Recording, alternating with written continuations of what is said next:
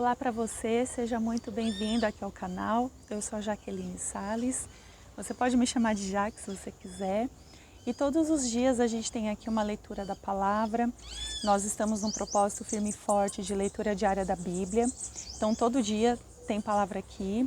Aos sábados eu coloco uma palavra um pouco diferente, uma temática diferente. Então você é muito bem-vindo ao canal. Se esse canal faz sentido para você, se você gosta desse tipo de conteúdo, eu convido você a se inscrever. Ativa também as notificações para você não perder nenhum vídeo, porque afinal todo dia a gente tem um tema, uma palavra, um capítulo que estamos lendo aqui. Normalmente eu leio um capítulo, convido você a ler esse capítulo comigo, com uma Bíblia que você tenha, e no final do vídeo eu faço alguns comentários, algumas lições que eu extraio daquele capítulo. E o intuito disso é a gente perceber que a Bíblia ela não é tão difícil, não precisa ser tão complicada ou tão difícil assim, como muitos às vezes pensam, mas que é possível nós extrairmos lições ali com a ajuda de Deus, tá bom? Mas antes da leitura de hoje, eu quero convidar você a fazer uma pequena oração comigo. Pai, em nome de Jesus, te agradeço desde já pela sua palavra. Fala conosco, nos dê sabedoria, nos dê entendimento. E nos ensina, Deus, abre a nossa mente para que possamos entender a porção que o Senhor tem para nós hoje. E que nós possamos ser praticantes e não só ouvintes da palavra. É o que eu peço ao Senhor, peço que essa palavra nos transforme de dentro para fora, fazendo uma obra em nós que nós não podemos fazer por nós mesmos. É o que eu peço ao Senhor e te agradeço em nome de Jesus. Amém. Então hoje nós vamos ler a palavra do Senhor em Gênesis capítulo 19, onde está escrito assim: Os dois anjos chegaram a Sodoma no fim da tarde. Ló estava sentado à porta de Sodoma e, quando os viu, levantou-se para recebê-los. Prostrou-se com o rosto em terra e disse: Meus senhores, peço-vos que entreis na casa de vosso servo para passar a noite e lavar os pés. De madrugada vos levantareis e seguireis o vosso caminho. E eles responderam: Não, passaremos a noite na praça. Porém Ló insistiu tanto com eles que o acompanharam e entraram em sua casa. Ele lhes ofereceu um banquete, assando-lhe pães sem fermento, e eles comeram. Mas antes que se deitassem, todos os homens da cidade cercaram a casa, isto é, os homens de Sodoma, desde os moços até os velhos, sim, gente de todos os lados. Eles chamaram Ló e perguntaram-lhe: Onde estão os homens que entraram essa noite em tua casa? Traze-os aqui para fora para que os conheçamos intimamente. Então Ló saiu à porta para falar com eles e fechou-a atrás de si e disse: Meus irmãos, peço-vos que não vos porteis de modo tão perverso. Eu tenho aqui duas filhas que ainda não conheceram um homem na intimidade. Eu as trarei aqui fora. Fazei com elas como bem vos parecer. Apenas nada façais esses homens, pois estão sob o abrigo do meu teto. Porém eles disseram: Sai daí. E continuaram: Esse indivíduo veio viver aqui como estrangeiro e quer fazer-se de juiz. Agora faremos mais mal a ti do que a eles. Então atacaram o homem, isto é, Ló, e avançaram para arrombar a porta. Mas os hóspedes, estendendo as mãos, puxaram Ló para dentro da casa e fecharam a porta. E feriram de cegueira os que estavam do lado de fora, do mais novo até o mais velho, de maneira que se cansaram de procurar a porta. Então os homens disseram a Ló: Tem mais alguém aqui? Genros, teus filhos, tuas filhas e todos quantos tens na cidade, tira-os daqui. Pois vamos destruir esse lugar, porque o clamor contra ele tem crescido muito diante do Senhor, e ele nos enviou para destruí-lo. Assim que Ló saiu, foi falar com seus genros que iriam se casar com as suas filhas, e disse-lhes: Levantai-vos, saí desse lugar, porque o Senhor irá destruir a cidade. Mas os seus genros achavam que ele estava brincando. Ao amanhecer, os anjos insistiam com Ló, dizendo: Levanta-te, toma tua mulher e as tuas duas filhas que aqui estão, para que não morras no castigo da cidade. Porém, ele se demorava. Então, os homens pegaram pela mão a ele, sua mulher, suas filhas, sendo o Senhor misericordioso com ele, e tirando-o, deixaram-no fora da cidade. Assim que os tiraram de lá, um deles disse: foge, salva a tua vida, não olhes para trás. Nem pares em lugar nenhum dessa planície, foge lá para o monte, para que não morras. Mas Ló respondeu, assim não, meu senhor, o teu servo tem achado favor aos teus olhos, e tens me mostrado grande misericórdia, salvando minha vida. Mas não posso fugir para os montes, pois esse mal poderá apanhar-me e morrerei.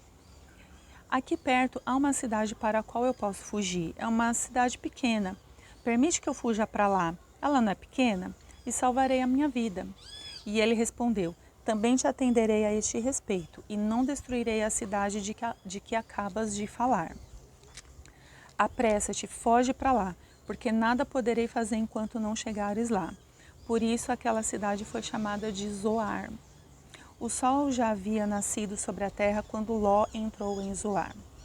Então, da sua parte, o Senhor fez chover enxofre e fogo do céu sobre Sodoma e Gomorra, e destruiu aquelas cidades e toda a planície, todos os moradores das cidades e o que nascia da terra.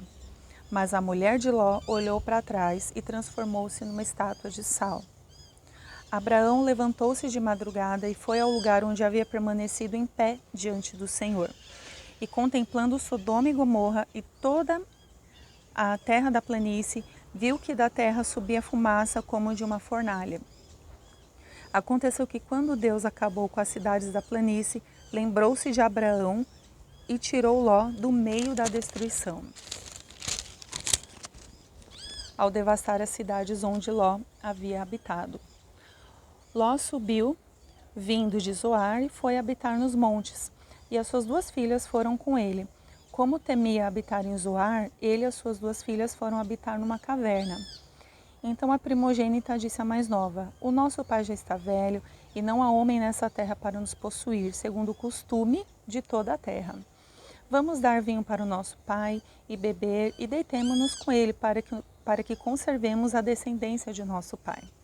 Assim deram vinho para o pai beber naquela noite. A primogênita entrou, deitou-se com seu pai, e ele não percebeu quando ela se deitou, nem quando se levantou. No dia seguinte, a primogênita disse à mais nova, ontem à noite eu me deitei com meu pai, vamos dar-lhe vinho para beber também essa noite, depois entra e deita-te com ele, para que conservemos a descendência de nosso pai. Então tornaram a dar vinho para o pai beber, também naquela noite. A mais nova levantou-se, deitou-se com ele, e ele não percebeu quando ela se deitou, nem quando se levantou. Assim as 2 filhas de Ló engravidaram do próprio pai. A primogênita deu à luz um filho, a quem chamou Moabe, este é o pai dos moabitas de hoje. A mais nova também deu à luz um filho, a quem chamou Ben-Ami, e este é o pai dos amonitas de hoje. Muito interessante aqui, né, a palavra de Deus falando, né, sobre a destruição de Sodoma e Gomorra, a perpetuidade, né, da descendência de Ló através das 2 filhas, né, era um costume que eles tinham naquela época, então elas acabaram se deitando com o pai, né, então durante a leitura, ou à medida que você for lendo a Bíblia, você vai ouvir muito esse nome, os moabitas, os amonitas, e aqui começa a origem deles. Mas, lendo aqui a palavra de Deus, eu sempre falo assim, sempre alguma lição a gente tira, né? Se você leu a palavra comigo, eu não sei qual foi o ponto que te chamou a atenção, convido você até a escrever aqui nos comentários e falar comigo, né? Conosco, aliás. Mas uma coisa que me chamou muita atenção é sobre o olhar para trás, né? O Senhor, ele já estava determinado a destruir aquela cidade. Lembra do capítulo de ontem, quando Abraão ele faz aquela intercessão com Deus e ele fala assim, mas Deus, se houver 10 justos, um justo, o Senhor vai destruir a cidade? Deus fala que não, né? Então ali em Sodoma havia Ló, que era parente de Abraão, né? E Deus foi tão bom que mandou os anjos para avisá-lo. A gente vê ali durante o texto que nem os genros acreditaram naquilo, então a gente percebe que ali no meio da parentela ali de Ló, nem todo mundo estava com ele, nem todo mundo tinha o coração em Deus, os genros não acreditavam, né? Ló ainda demorou para tomar a decisão de sair da cidade, né? Tanto que os próprios anjos, eles pegaram eles pela mão, meio que assim, vamos insistir, vamos pegar pela mão, senão ele não vai sair daqui, sabe? Então a gente vê como para ele pode ter sido difícil tomar a decisão de sair dali, porque também tinha a esposa, tinham as filhas, né? E chega uma hora que os próprios anjos pegam pelas mãos e tiram ele e toda a família de lá, né? E havia uma única instrução, que era não olhar para trás, né? Os anjos não disseram por quê, só falaram, olha, não olha para trás, não dê atenção, só segue em frente. Mas justamente essa única instrução, a mulher de Ló desobedeceu e ela virou uma estátua de sal. Isso nos ensina que quando Deus ele dá algumas instruções sobre, às vezes ele quer nos livrar, nos proteger de alguma coisa, ele fala pra gente não faça isso, a gente não deve fazer. Se ele fala não olhe para trás, não olhe. Uma porque você imagina só, você está fugindo, é uma situação de vida ou morte. Você está correndo, correndo, fugindo, aí de repente olha para trás. O que faz a gente olhar para trás? É a curiosidade, é o medo, é ver o que está acontecendo.